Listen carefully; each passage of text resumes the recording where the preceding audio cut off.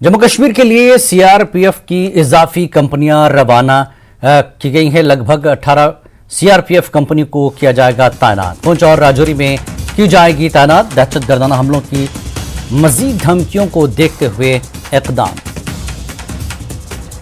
बड़ी खबर इस वक्त की, जम्मू कश्मीर के लिए सीआरपीएफ की इजाफी कंपनियां रवाना। कंपनियों को किया जाएगा तैनात। लगभग 18 कंपनियां सीआरपीएफ की तैनात किया जाएगा और पुंछ और राजौरी में की जाएगी तैनाती।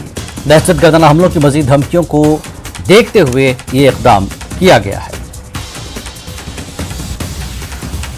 हालिया हमलों को देखते हुए सरकार ने बड़ा कदम उठाया है और इस बड़े कदम के तहत जम्मू कश्मीर के लिए सीआरपीएफ की इजाफी कंपनियां रवाना। लगभग सीआरपीएफ की 18 कंपनियों को किया जाएगा तैनात।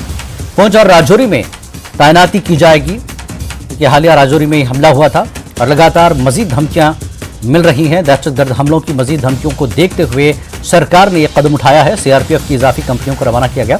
लगभग सीआरपीएफ की 18 कंपनियों को तैनात किया जाएगा, जहां पुंछ और राजौरी में इन्हें तैनात किया जाएगा।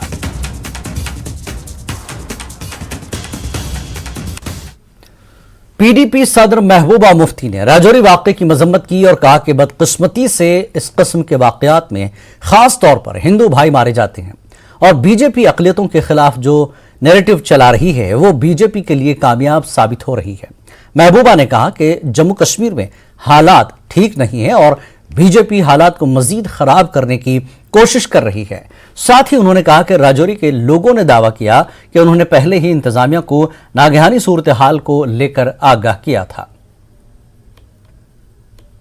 बीजेपी को अनफॉर्चुनेटली जो इस किस्म के हादसात होते हैं जहां हमारे लोग मारे जाते हैं, खासकर जिस वक्त हमारे हिंदू भाई मारे जाते हैं, बिल्कुल वो इनोसेंट थे, वहाँ बच्चे 2 भी मारे गए, तो कहीं ना कहीं जो बीजेपी जो नैरेटिव चलाती है पूरी कंट्री में माइनॉरिटीज़ के खिलाफ, मुसलमानों के खिलाफ, जम्मू कश्मीर के खासकर बिलखुसूस कश्मीरी के खिलाफ उनको डिमोनाइज करती है, तो उसमें उनको ये मदद मिलती है।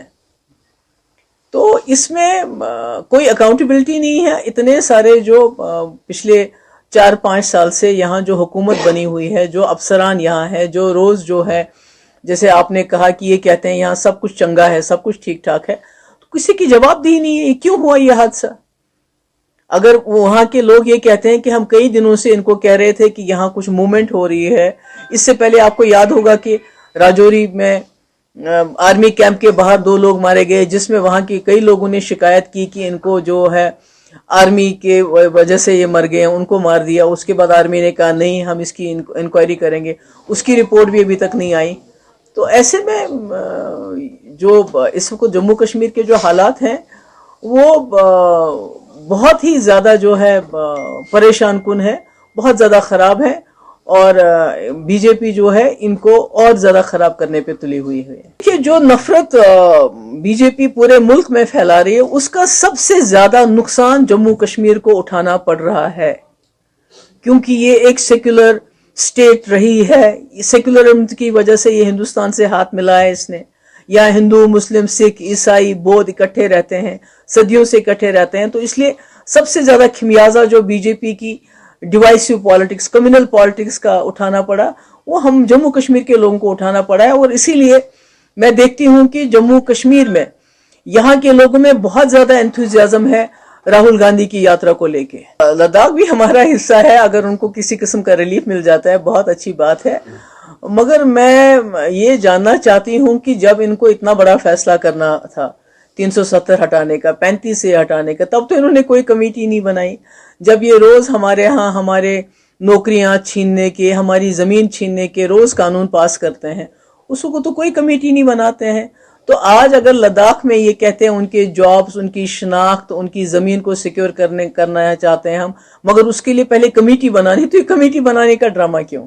तो आपको याद होगा कि अभी पार्लियामेंट में जो होम मिनिस्टर ने फिगर्स दिए यहाँ इन्वेस्टमेंट के, वो क्या थे और जो इस कमेटी की रिपोर्ट में है वो क्या है? कितना झूठ बोलेंगे ये लोग।